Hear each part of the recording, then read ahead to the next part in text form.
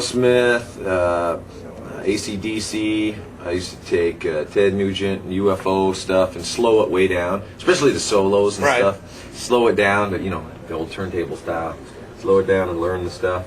But yeah, I just jam that stuff over and over and over, and that's how I taught myself. But could you fathom actually at that point going, wow, what if I could join Aerosmith or AC/DC up on stage? No, definitely not. And we've done some pretty crazy stuff with having people come up or jam and do whatever, and to hang out in the tuning room with, if I was thinking back, me, whatever, 18, 20 years old, 25, whatever, and showing up and, all of a sudden getting jamming with Ted Nugent. It's like, oh, yeah, I don't think I can handle that. And because of technology these days, if your brain's a little slow like mine, you may forget it. We're actually going to give you a recording of that. So it'll be them with you guys, and there you go. And if you can't play anything, you suck. You can just sit there and play air guitar. I was thinking like people who play strange instruments that don't go with rock. Like, what if they play the accordion? Hey, bring it along. Can I bring my accordion? We don't care. Show what I do. We had hurdy-gurdy on our record. We had. That's right.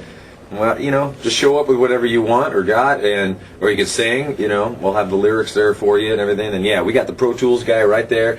He records it, and you walk out of there with you jamming with Metallica. A once-in-a-lifetime rock fantasy, a dream come true. I'm really kind of upset. I had to work hard to become the Fifth Horseman. These guys just walk in, win a radio promotion. I've been hanging out with you guys for how long now? And like, oh, where's my chance? Where's my videotape, man? Oh, man, you've been paying your dues. I know. I see you got some new ink, man. Yeah. I've been noticing actually on Met on Tour as Nicholas is standing right here. Oh yeah, we're gonna fill up. We're gonna get sleeves. So you just started to get a little more addicted, and you're like, I want to get back into it, or the new addiction, man. Yeah, that's what it is. You can't just stop at one, Did you read about or hear about what Shirley Manson from Garbage said about you? No. She saw the movie, Some Kind of Monster, quote unquote. I am in love with James Hetfield. She needs to go to therapy for that. Well, I was thinking she was very commendable, and complimenting you guys over the therapy and the fact that you guys put yourselves out there, and you've always been breaking barriers and whatnot, and been ahead of your time with some things, and you influenced a lot of bands that way, not just musically, but now you're positively influencing people in other directions. Will you see other bands now will probably call you for your therapist number? Oh God, help them all. As long as people got to choose their own path, and I think if that is appealing to some bands, don't do it because it's something that we did, or don't do it because it might be some trendy thing. Do it because you need it. Well, definitely do it because it feels right to do it, or just check it out. It's not for everyone. Some people already have the ability to communicate. We did not, so we had to learn that skill. Steak place: Jim's, Pat's, Gino's, or Bob's Big Boy. Oh man, that's Bob's Big Boy. A mummer was that right? That's right. All right then. A mummer is a guy who mums, a guy who wears a feathery costume on New Year's Day and dances in a big parade, or a guy who willingly touches other men in strange places. A mummer? What are the first two? A guy who mums, a guy who wears a feathery costume on New Year's Day and dances in a big parade. Well, by default, a mummer has to be a guy who mums. You would think so. So you're picking mums? Is that what is that your final answer? Whoa. Is that your final answer? Oh, now you're...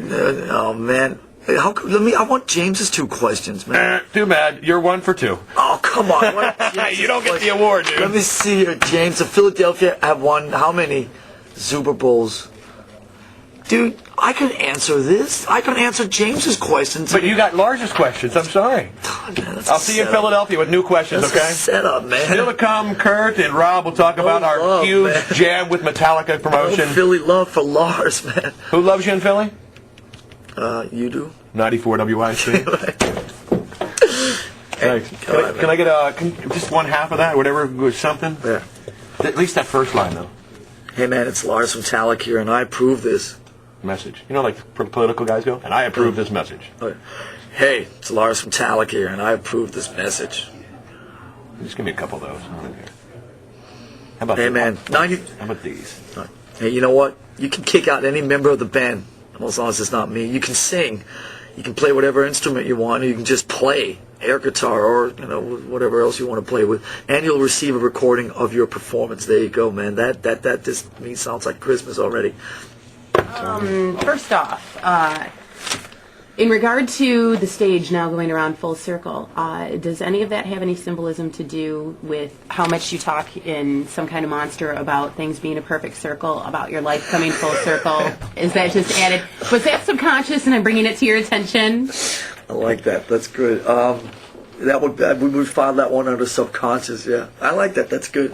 I mean, look, it's obviously it's great because we can, in this day and age, we can spin anything into anything we want it to be. But I like that. That's good. It was just, this is the third time that we've kind of, the third arena tour that we've tried to kind of screw with the configuration. Nice job. And thank you. Thank you.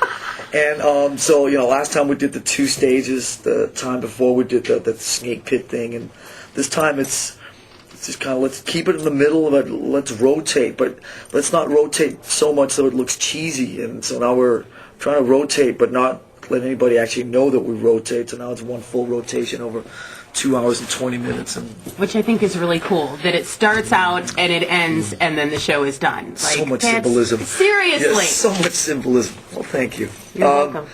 It's kind of fun. It's kind of cool because it brings everybody, so many more fans closer to the band, and obviously it brings us closer to the fans. So when you've been on the road for a year and a half, you need as much closeness between the band and the fans as possible.